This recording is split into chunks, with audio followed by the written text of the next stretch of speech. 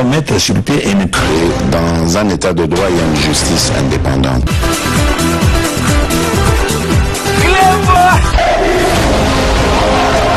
Ce n'est pas pour rien qu'il faut des conseils.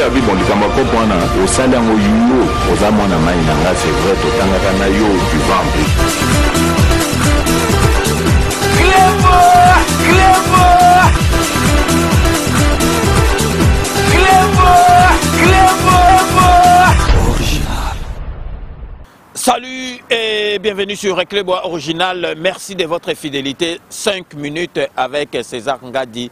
Tout le monde est d'accord et il en restera ainsi pendant très longtemps. 5 minutes à l'élo, Tozali n'a pas sujet 2 ou 3 au Tokolo Belabino na kati ya émission na biso parce que Congolais alingi komi sa amnésique na makasi. Congolais a commis ça la semblant de ne pas comprendre, mais azali ko comprendre. Congolais azali ko sala makamunanko ayebi ke zali ndengwanate, mais azali ko sala kaka pour bamona président de la République Otozu Mutumabe, président de la République Oyo Azosala et l'autre côté, mais commis neti loyembo. Comment voulez-vous comparer Kanambe na président Félix Antoine Tshisekedi? Donc, Ezali et Lokomoko, il ne faut jamais comparer l'incomparable. Donc, Moutouni ni penza na minute au Congolais ni à Kogi ko comparer Félix Antoine Tshisekedi, moi na papa Etienne Tshisekedi, Congolais de souche na Moutoloko la Kanambe. Mais bon mona ke ba Congolais mususu ba komiko ça la comparaison et ndengwana. Ezali pasi na mawana motema. Tozali ko yebisa bino. Ndenge na yebisa bino na précédente émission na ngai que ceux qui t'ont raté décollage ya mboka na biso et koma esika o esengeli ezala t'ont raté yango avec Félix Antoine Tshisekedi mboka na biso tunga ndenge nazali to ko changer émission to ko koma penzo ko loblake mboka na biso ba tiango sous tutelle to sali cahier de charge to pesi ba allemand ba anglais ba français. Donc, américain, tu es ici pendant 5 ans, botongela biso biloko pendant 10 ans, tu es biloko parce que tozali ko monate biso tozali ko monate président nini akoiko ya oyaza na volonté au président de la République na biso azosala volonté ya ko bongisa mboka. Makamunyo surtout échanger, bozomona lelo miyibi bakomo kanga bango, miyibi ya kala babando kanga bango na ba wenze na ba marché. Mais si vous avez en cravate, vous avez un ministre, vous avez surtout, donc personne est au-dessus de la loi. Vous avez monango et salama avant Félix Antoine Tshisekedi et salimate. Donc avant de développer ma son nabiswa lelo, nazali vraiment ko tenir parce que ceux qui moussa les ali ko salema malamu, ceux qui moutazali ko sala musala malamu parce que ils aura toujours peu difficile comment na moutazali ko sala musala malamu. Vraiment nazali ko jeter ba fleur.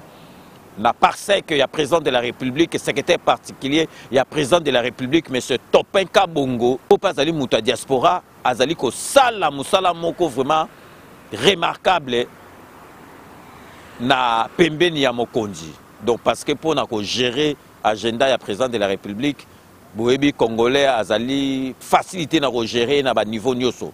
Mais soko omoni musala parce que Topenka Bongo azali ko sala.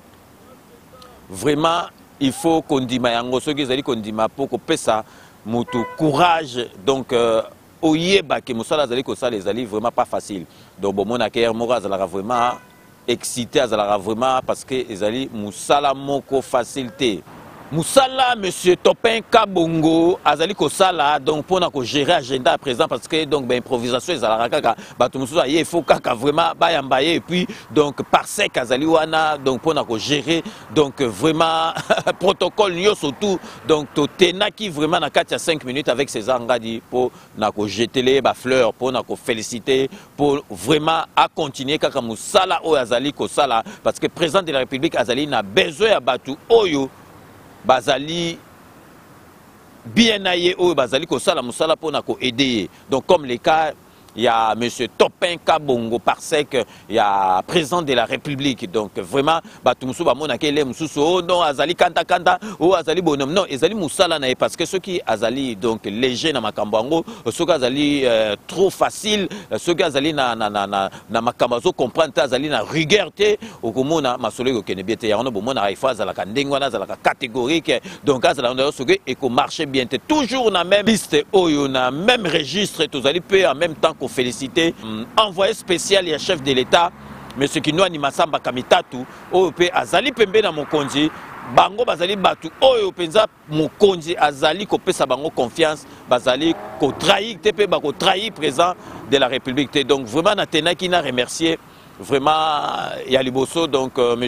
Topin Kabongo Namusala en tant que secrétaire particulier et à président de la République, et puis Kinoani Massamba Kamitatu Azali envoyé spécial et à chef de l'État. Avant de continuer, émission Nabiso à l'Eloto Banda, vraiment qu'on décortiquer ma camboto Epsibino, tous allez marquer première pause publicitaire Nabiso. Donc 5 minutes avec César Ngadi, on revient tout de suite. L'entreprise Kodiasimo présente la cité Kimia. Vous êtes congolais de la diaspora ou fils du pays? Venez découvrir et investir au sein de la nouvelle cité Kimia.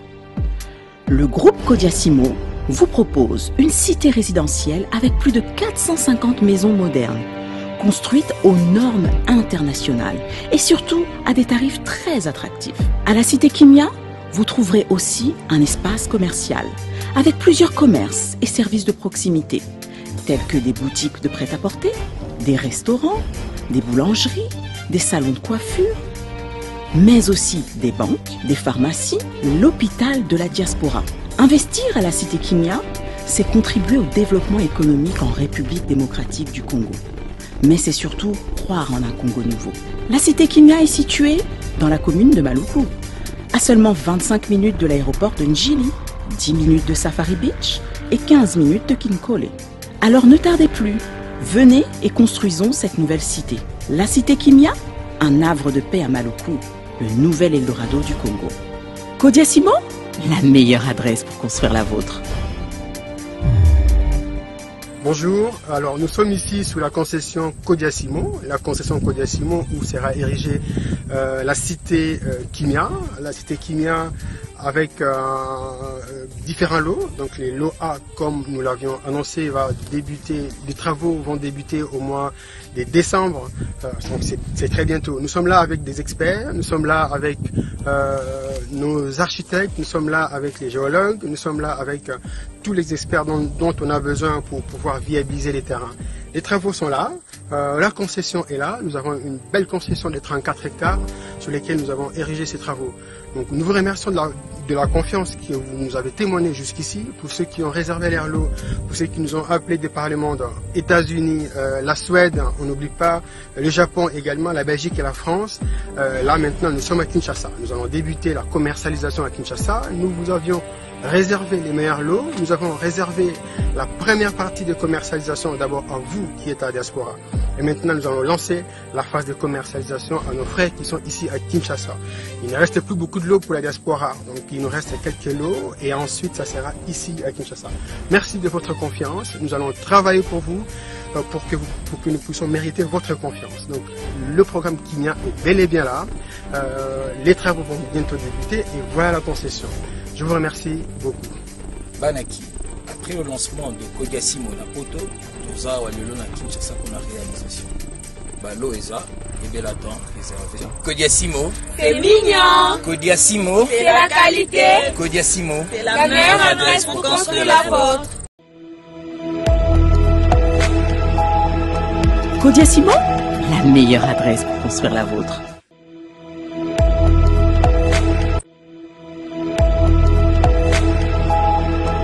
Kodiasimo, la meilleure adresse pour construire la vôtre. Sepela TV et yena makambu ya sika lisusu. O ba chaîne ya France eza na kati. Ba chaîne ya Congo eza na kati. Ba chaîne ya Londres eza na kati. O ngomona makambu ya politique ya sika. O parti AA eza na kati. O parti BB. O CFAIO eza na kati. Ya Sepela TV. bouquet comme ya muke boye o tina poche voyager nango keno partout lingi na bouquet no c'est pas la TV mais ma biso ndongo zo biso wana 4K machine ma daka c'est pas la TV. Bienvenue dans le monde de Sepela TV. Sepela TV est le décodeur qui vous permet de suivre les chaînes du Congo en direct de la diaspora.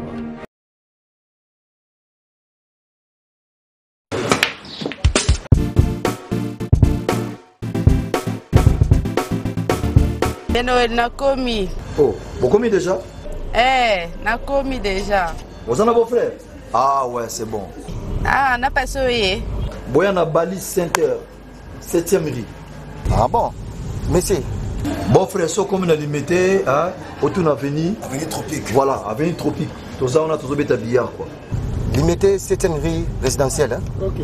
Ok, bof. Tout le temps, on a bof.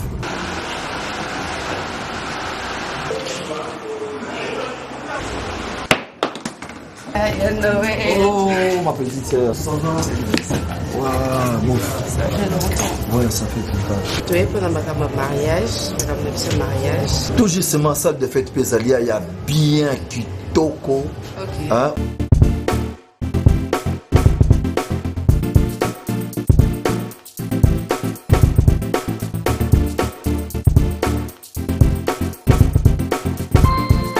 Balise Center.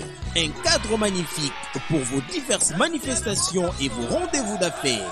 Un restaurant avec menu diversifié à votre convenance. Cuisine africaine, cuisine européenne, cuisine américaine et continentale. Un salle de banquet de luxe avec plus de 400 places assises pour un mariage de rêve. Collation, anniversaire, conférences, réunions de services et diverses manifestations. Balise Center. Nous disposons de studios médium standard et des luxes à votre portée. Deux appartements de 1 et 2 chambres avec salon, cuisine et salle de bain. Et des 3 chambres, salle à manger plus 2 salles de bain. Balise Center avec terrasse intérieure et extérieure, VIP, rien que pour vous. Nous sommes sur 7e rue, place commerciale, sur l'avenue des Tropiques, numéro 83, référence clinique Bondeko dans la commune de Limete. Pour plus de contacts et réservations, plus 243 81 799 82 47 82 34 121 62. Vous pouvez aussi nous visiter sur www.balisecenter.com. Flat Hotel Balise Center, l'excellence dans la simplicité. Boutique Olanda, Kodia Simo ezali agence société immobilière où ezali ko permettre diaspora parce que bango ba pesa une priorité na diaspora comme propriétaire ya bandako na ba norme internationale neti bandako ya poto okoma propriétaire na kati ya Kisasa ndako pe okosomba mbala moko te à crédit donc Kodia Simo ye moko akosoccuper na crédit donc ezali ko kipete aux interdiction bancaire awa mais parce que ba crédit ekozoma na ba banque oyo ya mboka na biso donc Kodia Simo sikoyo bazali installer na Kisasa bazali ko sala makambu donc batu pe ya poto bazali ka ko sala makambu donc bozwa vraiment ba contact na bango parce que ezali occasion moko vraiment oyo Kodia Simo asali yango po na diaspora donc vraiment Kodia Simo merci na intérêt oyo ezali nango po na diaspora pe na peuple congolais nous surtout bazali éparpillés dans le monde entier donc et puis to lundi boitu ko landa pe Balise Center ezali flat oyo to recommandera bino bato nous surtout bakenda Kisasa bobo santé adresse ezali ka moko na limité na place commerciale référence clinique Bondeko donc wana ezali Balise Center donc tikoyo tolingi to bandana sujet na biso ya liboso tomoni batu bazali ko comprendre te omoni likamunyo surtout ekomi na mboka na biso o ezo concerné président de la République net ya polémique te ekomi kaka kokota polémique tolingi to expliquer bino tomoni ba image ebele oyo ebimi na séjour ya président de la République na Berlin tozalaki wana na Allemagne nalingi na faire comprendre batu bazali kolanda biso na 5 minutes bobi que 5 minutes ezali cours éducation civique 5 minutes ezali 5 minutes ya mutu et la musakabino ya mutu epesa bino donc courage ya koloba parce que tant biso to bandolo ba ke Félix Antoine Tshisekedi président de la République aza noko aza yaya aza na stratégie moko makasi politique azo sala c'est ça la mana na mboka na biso te ezali politique neto mona ka na France neto mona donc na ba mboka civilisé. Tolobaki qui est président de la République, a un système à les corbeaux et les renards. Donc, tant que bac à fromage a changé l'esprit à la musique, à côté sur le à bac à Sénat, à bac à Parlement. Donc, majorité, comme on a à Parlement, et puis gouvernement, et que ça, gouvernement, Oyo, il y a Félix Antoine Tshisekedi, Batou Babanda, Kontimate, mais n'a compris que Batou Siko, comment on peut s'engager raison, et peut s'engager peser Sengo pour battre Belé, Oyo Babanda qui. Kozala neti par rapport à Félix Antoine Tshisekedi ba kota na kati ya molongo ba yebike en tout cas César nga de félicitations tango bandoko lo bango to bandaki ko croire te. Oui. Oui. Oui.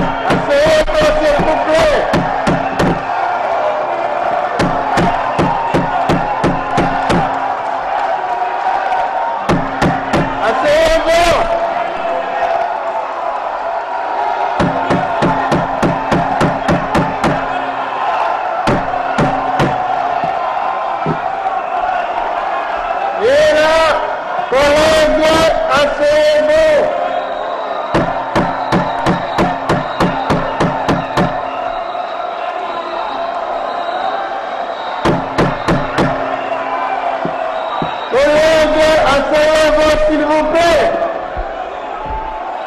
restez calme.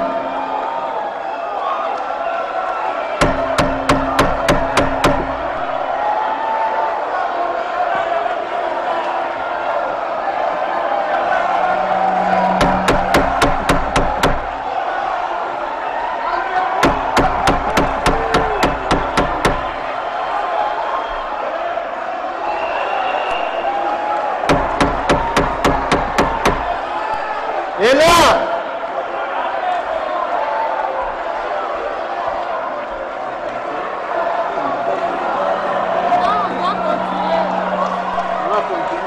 non. Oui. Silence, s'il vous plaît. Oui. Non. Non. Oui. Oui. Non. Oui. Non. Oui. Oui. Oui. Non. Non. Non. Non. Oui. Oui. Non. Non. Continuez, collègue. Non. Oui. Non. Non. Non. Oui. Oui. Non. La mention urgent estampillée sur la farde chemise portée en bandoulière par le Premier ministre Ilunga Ilunkamba était prémonitoire d'une grande décision. Le chef du gouvernement des coalitions a présenté ce vendredi sa démission auprès du chef de l'État, Félix Antoine Tshisekedi Tshilombo, qu'il avait nommé en mai 2019. Déchargé de toute responsabilité, Sylvestre Ilunga Ilunkamba est sorti le main vide du bureau du président de la République et a fait lui-même l'annonce de sa démission. Vous connaissez comment a évolué la situation politique dans ce pays. Je ne vais pas épiloguer là-dessus. J'ai tiré en fin de compte les conclusions de cette situation et je viens en toute responsabilité et conformément à la Constitution de déposer la démission du gouvernement de la République. J'ai remercié le président de la République au nom de mon gouvernement. Je l'ai remercié de la confiance qu'il nous a témoignée dans le cadre de l'accord de coalition qui a permis à notre pays de connaître la première expérience de passation pacifique du pouvoir. En ce qui me concerne personnellement, j'ai remercié le président de la République de la confiance et de la cordialité de relations que nous avons entretenues durant les 15 mois que je suis à la tête du gouvernement. Même si on le savait déjà déchu par l'Assemblée nationale, le dépôt de sa démission auprès du chef de l'État tourne la dernière page de la coalition FCC Cash. Les successeurs de Sylvestre Ilunga Ilunkamba seraient connus dans les prochains jours. L'article 22 du règlement intérieur du Sénat que le président du bureau sortant, l'honorable Alexis Thambwe Mwamba, a procédé ce mardi 9 février à la remise et reprise avec le président du bureau d'âge, l'honorable Léon Mamboléo. Au cours de cette passation des pouvoirs, le président sortant a remis à son successeur tous les symboles du pouvoir et les différents documents de travail. Certains devoirs républicains et les devoirs républicains sont sacrés. Symbole de nos attitudes, une écharpe de personne du ministre. Ça c'était qui était dans l'ancienne série. Et ça, pour la discipline. Voilà ça, je vous remets toutes les annexes ainsi que le sceau. Le sceau et toutes ces annexes sont à votre disposition. Bonne chance, président.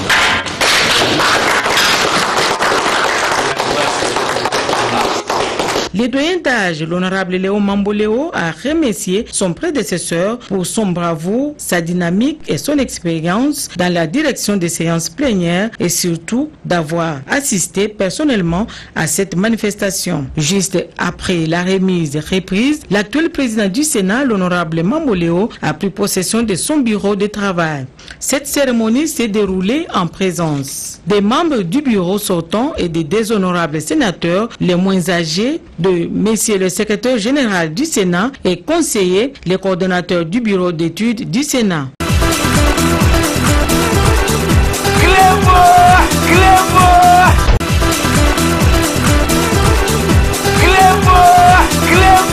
Donc, et là, et comme le peuple d'abord, Congolais azali ko banga li susute, Congolais azali na bobangi susute ya Aner, ya Kalev, Congolais batu bakomi ko banga kutu alingeti oyo ya IGF. Congolais azali ko banga te soka azali na likambo ko loba azali ko loba. Yango bozali ko mona président de la République bomona ki batu bazali na France bomoni Macron kendaki na Marseille a continué école moko libanda batu bazali ko wolola e bazali ko loba.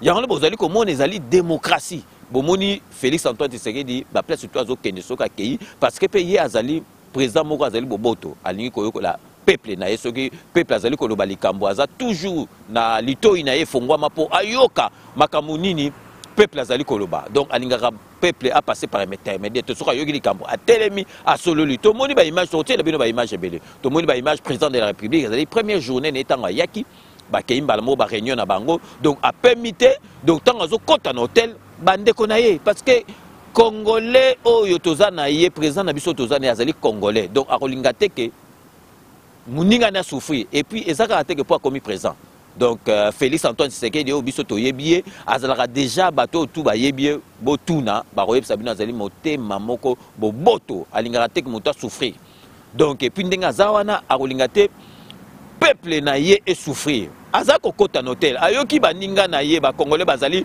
kobelela ayoki bango bazali ko senga ya yamba bango ka tout de suite parce que bazana makambo oloba azali ki pe obligé à télémater atelemi po yebisa bango non bokelanga mawa asoli ndengi donc mutu normal bokelanga mawa na ito ya sikoyo na lembi na pemite tokotala makambo wana sima donc azo solola neti biso soko zo solola na Félix Antoine Tshisekedi omoni makambo bino boloba na banda kuna bino boye ba ke président ayebi yango tant bozo solola bozo solola na ndenge ozo solola na muninga na ona ndeko na yo alobi na bango ke bozi donc bokelanga ta mawa na lembi alobi neti mutu normal mais na makambo bino bokansi kala na era kanambe batu bazaki na posa baloba makambo te mais na era kanambe yo omeka koloba ndeko na mais bakokata o mutu bakoya wana bazuyo bakeno babomi yo mais siko congolais azali kobanga te aligné intermédiaire tayebi ale mususu na leki na protocole na koleka te tokoselaka présent na libanda tango ya tokoloba tango bayebi ke présent loba tout le monde a Macron lobile le camboyer a telemi à répondre yo bosolole yango politique président de la République azali ko sala. Mais batuba confronté de tolobara liberté d'expression ils a la libertinage te makambo tout bozo mona ezali ba dérapage te ezali te ke soki ndenge ni batuba komi na posa ya koloba bango moko balbe à présent zo kitawa ba garde corps ba rotindika ote ba roboma yote okoloba présent yo ki yo si s'agit à répondre yo net pe présent za la moté a boboto alinga ka peuple na ye azala na makambo te akotele mape ko répondre ya ona bo moni makambo ezali ko sala masiko ezali esengo to sepela ke mboka na biso et comme la démocratie, beaucoup de peuple azali ko banga lisusu tout peuple so azali kamaro loba a lobby soki alinga telimsa cortège à présent à côté de sa cortège moi peu présent bimi ayoki peuple makambo ezala kité na lera kanambe yo meka o sala boy est-ce que okoko sala makambo bo yeba ke to zalande na esengo to vraiment to s'estimer heureux to sepela na oyo ezoleka na mboka na biso parce que peuple congolais azali ko banga lisusu te azali na likambo lobela présent akoloba ebi ke présent akoyoka epe ako répondre bino moko botala to la bino ba image ba tebele donc bazali ko polémiquer nango oyo eleki na kati ya Berlin ezali bo sepela ezali peuple à comprendre que donc bakosalanga mabete na koloba donc ya ko banga te so nazali likambo lo présent zo le kato beleli bino moko bolanda na bilili donc restez connectés sur un club original à tout de suite. Président, on a les problèmes. On fout une mission de louer ma carte. Président,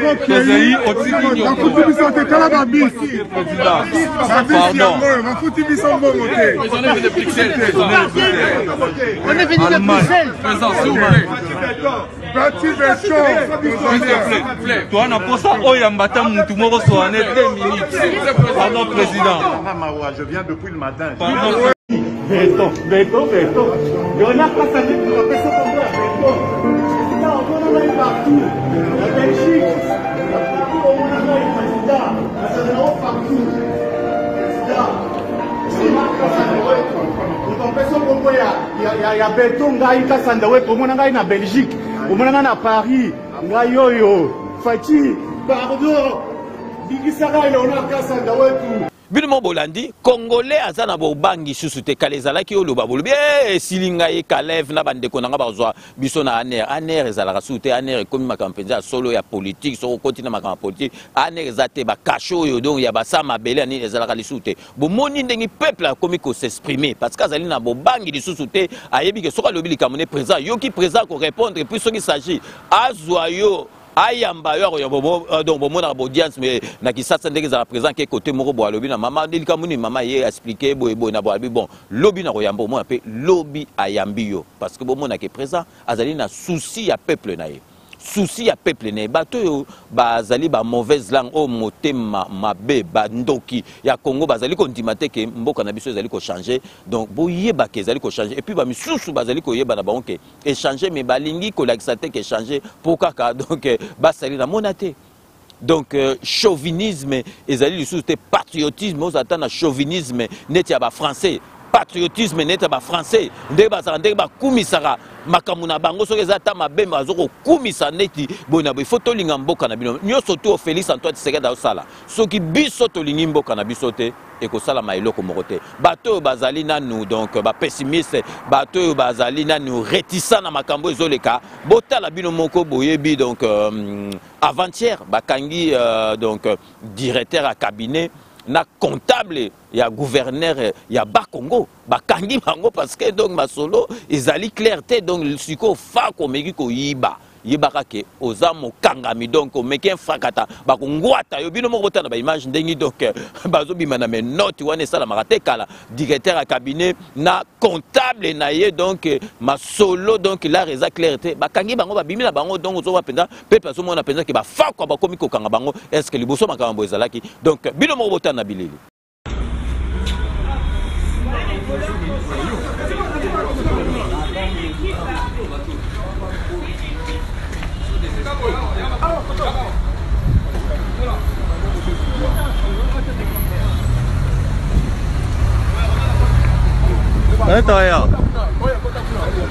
Donc bino boto landa ezali jeté donc ba fakwa tout bazali ko kangama yango bomoni mbongo oyo bandaki ko telengana libanda ya bafakwa ekomi ko kota na mbongo l'état yango bomoni réserve ekomi ebele mbongo ezali ko kota donc grâce à IGF au président de la République a tiango penza ke dépend na président de la République parce que IGF ezalaki bandakala mais kanambe IGF ezalaki ko tala ba masolo ba entreprise ba nini et bandoko kota na makambu ya l'état te ba ministre ba gouverneur ezalaki te mais IGF ezalaki bandakala ce que président de la République yende mutu aye pesa yango valeur donc tous allez profiter na occasion na émission na biso pour te remercier donc monsieur Alingeti donc IGF na musala o azali ko sala to senga vraiment yé penza il faut sécurité za la makasi parce que makambo ndenga zo sisa ba fakwa donc azali mutu moko donc to ko tika eka boete il faut penza sécurité za la parce que azali ko sala musala mo makasi donc to marquer lisusu pause na biso deuxième série ya ba partenaire na biso donc restez connectés sur Club Original à tout de suite.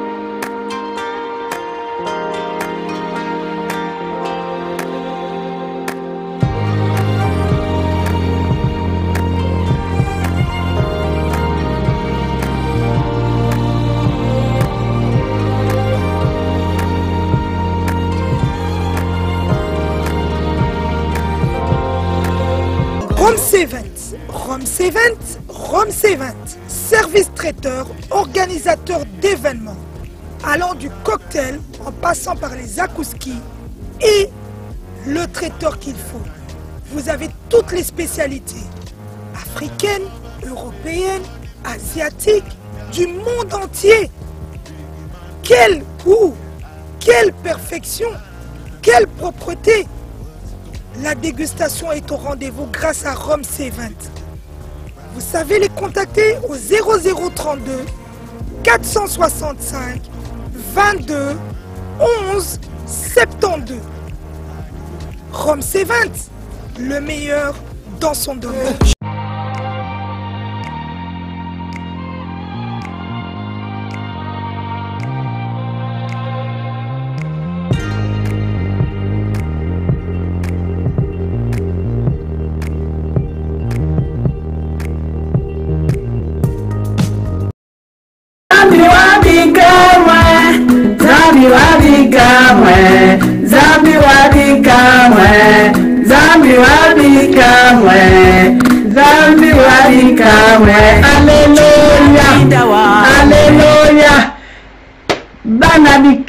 Bana bikamwa na mingi akoloba te nazali kosenga na peuple de Dieu nyonso Nzambe lobi combat un bon combat pour avoir la victoire.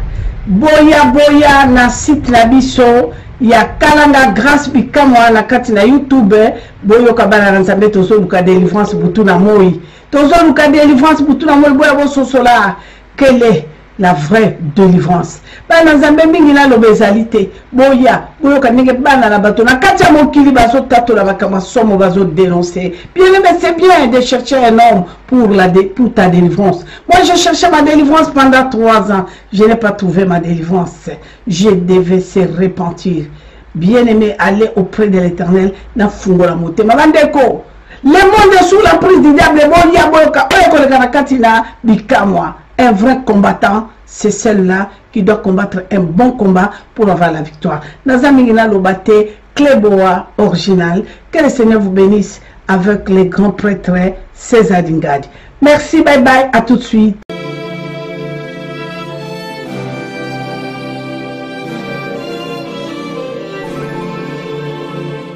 Bientôt sur Cléboa original et Tonga TV. Quand dites-vous, nous allons faire des analyses politiques, on va décortiquer les discours politiques. Ensemble, poussons plus loin notre vision de notre politique. Quand dites-vous sur Cléboa original avec Jerry Mukuna. J'analyse et je vous donne la parole. Et ensemble, nous analysons et nous trouvons des solutions ou des failles par rapport à tel ou tel discours. Bientôt sur Cléboa original et Tonga TV avec Jerry Mukuna. Merci na fidélité na bino na 5 minutes avec César Ngadi ndenge bino mongo boyebi que 5 minutes César yangonde mutu et pesa bino courage ya Rolanda Masolo parce que donc ba te belé ba comment na vitesse ya ko désinformer bino mais boyebi que faut bozila ka 5 minutes boyebi que biso tout ça la makambo na lombango te tout ça la makambo na émotion to zila ka to zuli bino information ya malamu pe Boulandi yango na 5 minutes avec César Ngadi. Donc vraiment siko to komi presque ya fin ya émission na biso ya lelo bomonaki vraiment to betaki penza c'était na masolo o to zalaki na mibale parce que batu bo comprendre parce que batu belé bazali ko sala neti ba yebité. Bo kansate que désordre de côté na mboka mais congolais azali ko banga lisusu te.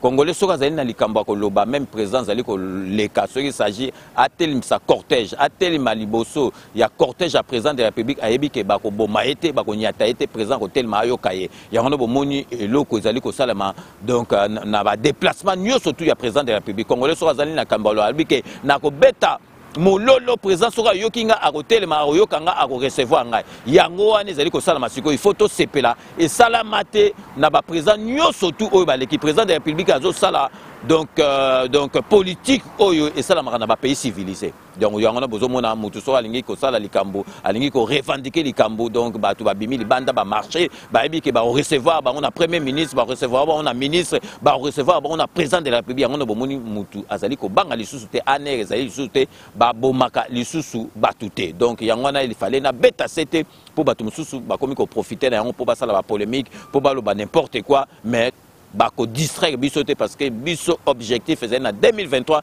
président de la République a koleka ça deuxième mandat et puis ba ma solo nyo surtout au président zali ko sala peuple congolais il y a bien et se faire soigner bien donc ba voyager malamu donc yango ana donc champ de bataille na biso yangwana eloko tozali ko sala mais ba distraction oyo bato bazali ko sala tozali na tina na yango te sikoyo avant aussi ces missions na biso tozali ko sukisa na message moko donc ezali neti cri d'alarme moko ya présidente ya Fachi solution maman na biso Mujinga message moko asali parce que boyebi ke yazali na secteur ya santé donc boyebi na kanisi solution c'est zoma ki metoroche la message parce que au monaki bato bazali ko sala ba drogue wana balobi kombo na soki bombé donc to bano mona mutu a communauté robot donc to monaki ezali ba indien mutu bazali ko sala ngo ba kangaki bango to lakisaki bino ba kangi déjà bango mais boyo ka message oyo maman na biso Mujinga présidente ya Fachi solution à Salipo et Koma na ministère ya santé et pas ya ministre na biso dokotolo na biso azali na Belgique docteur Mbungani bomoni donc na gouvernement o bazo tia mutu na esika na ye docteur Mbungani azali kuna message to yebi ke so to lekisi yango awa ekokoma directement et pas na ye boyoka message ya mama na biso présidente ya Fachi solution mama Mujinga oyo apesi po na masolo oyo ya drogue oyo bombe oyo na kisasa bazali komela yango. Mbote na bandeko nanga nyonso ya Congolais na bisika nyonso bino bozwami. Izalinga iwa bino mama Mujinga Pauline na ye lelo yo. Cela fait mikolo belé depuis papa Kajombatiki biso. C'est vrai que liwana yetiki vide munene akati ya batu oyo nyonso bazalaka na sympathie pour naye. Je me suis dit les loyo, il faut n'attirer attention. Il y a gouvernement Nabiso, plus précisément la ministre de la Santé. Message on a en tant que personnel de santé. En tant que mutu oyo ayebi danger nini oyo mboka na biso zali ko oyo eza na kati ya mboka na biso par rapport ya phénomène o babengi bombe. Naza ko attirer attention na ba nyonso bazala na kati ya santé publique parce que likambo ya bombe ezali likambo o etali santé publique etali batu nyonso. Donc mutu moko taza épargné à dans toutes les familles mutu nyonso ko cause phénomène wana na kati na famille na ye. J'espère que message ba oyo ba kozwango ba ko relayer pour ekomati na ministère ya santé. Ezali sonnette d'alarme on a ko tirer. Ezali pe appel au secours on a ko benga par rapport ya bande ko na biso bazali touché na phénomène oyo. Ça fait quelques temps na ba réseaux sociaux makambo za ko circuler ba vidéos za ko circuler o nazomona batu moko vraiment na état moko ya débriété na état moko second on dirait bazawana te baza ko telema baza ko lala ba liboso na moni eloko wana esalenga pasi mingi na mutema alobi Seigneur eloko ni sous ces eaux comme la biso. Entre parenthèses, il y a 2 ans ou 1 an je me rappelle plus Nazareth kuna na Kinshasa na rencontré qui va problème au Italie cigarette moko bato bazo benga ngo shikata. À cette époque-là, na mekai kolobanande na ngai, j'ai appelé au secours, j'ai parlé et puis à un moment donné na oki ki ba peksa ki loko wana. Na expliquer na bandeko na biso ke na kati wana ya shikata wana na kati nango composant nango ezali 90% ya dioxyde de carbone.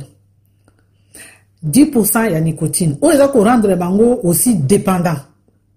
Na mekai ko solana batu ko expliquer bango la dangerosité ya makambu ba ko yuki angote. Na sali même na ko expliquer bango que voilà, eza lokola ba pot d'échappement o eza na nzela ba milingane ko takana bino bozo ko melango, ezo ke ne ko se poser na ba poumon plus tard bozo ba problème.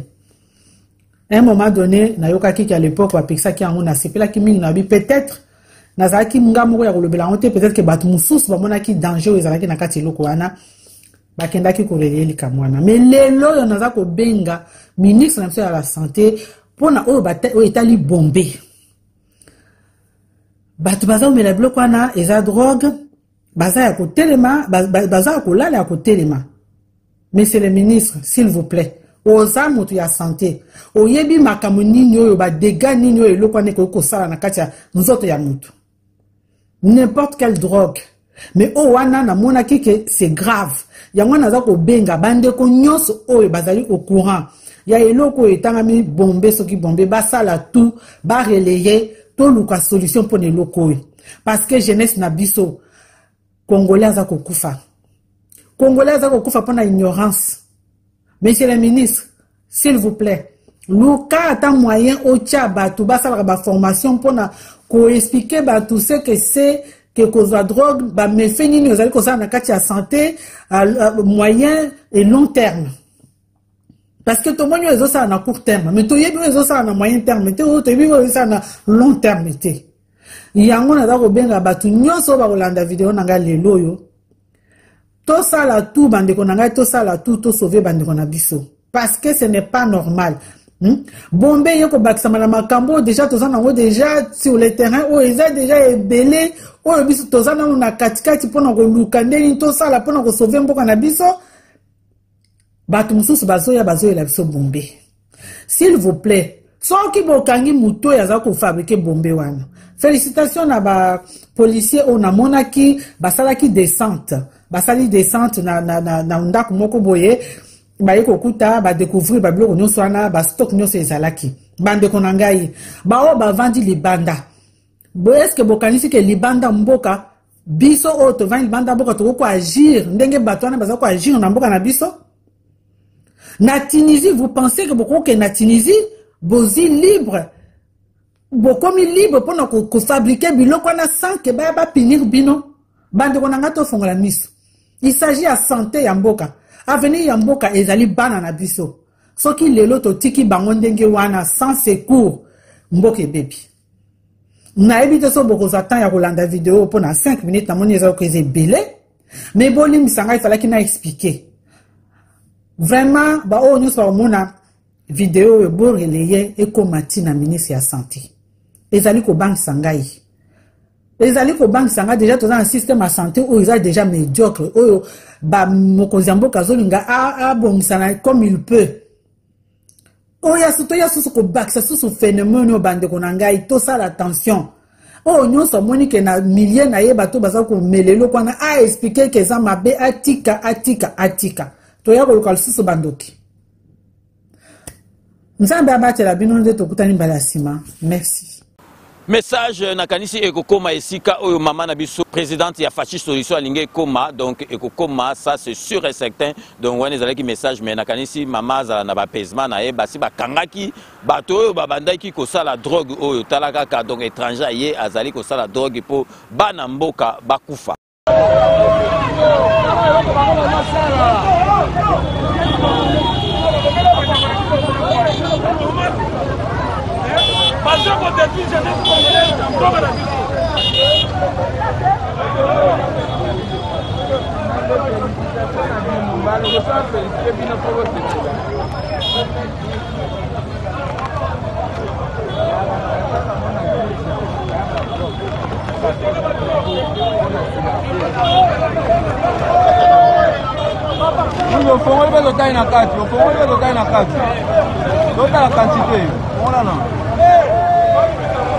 Bombe on est tombé là ne bombe bombe ne dalaga ya on est là catalyseur oh moi avec Jimmy que on va venir ni connaître là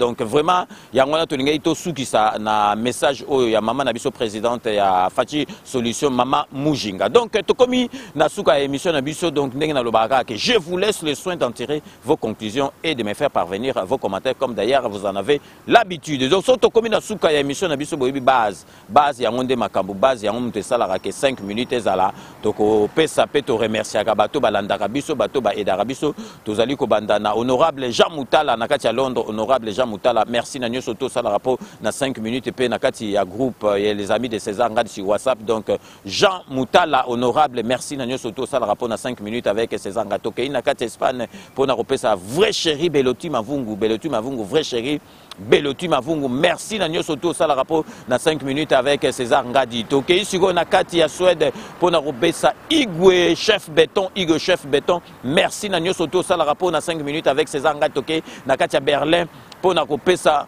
mbote na Pedro Heinz merci na nyoso to sala rapport na 5 minutes avec César Ngadi tokei na kati ya États-Unis d'Amérique pour na kopesa Joseph Fwemba merci na nyoso to au sala rapport na 5 minutes avec César Ngadi tokei na kati ya Londres pour na kopesa ndoina ye José Kano ki kakamene na kati ya Londres ou maître Wera Mukuna maître Raja Moule merci na nyoso to au sala rapport na 5 minutes avec César Ngadi tokei sikoyo na kati ya Normandie pour na kopesa Thomas Mbona, merci Nanyo surtout au sal rapport dans 5 minutes avec César Ngadi Togo Sukisa Awa Nakati à Paris pour repérer sa Dorotolo Nabiso Jean-Paul Djamba Dorotolo Jean-Paul Djamba. Merci Nanyo surtout au sal rapport dans 5 minutes avec César Ngadi. Donc c'est la fin de ce 5 minutes avec César Ngadi. Merci de l'avoir suivi. Cette émission a été réalisée par Willy Kunda. Nous allons nous retrouver donc avec grand plaisir dans 24 heures pour un nouveau numéro. D'ici là, portez-vous bien et à très bientôt. N'oubliez pas, tout le monde est d'accord et il en restera ainsi pendant très très longtemps. Bobo Sanate, Kanambe Arozwa, Masolo, Nambuchu, Penadikos.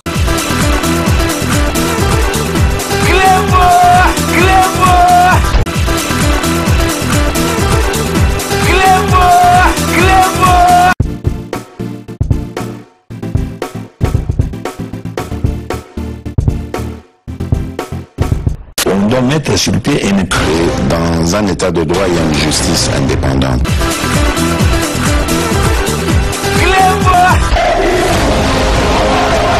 Ce n'est pas pour rien qu'il faut des conflits. Au sein d'un c'est vrai, tu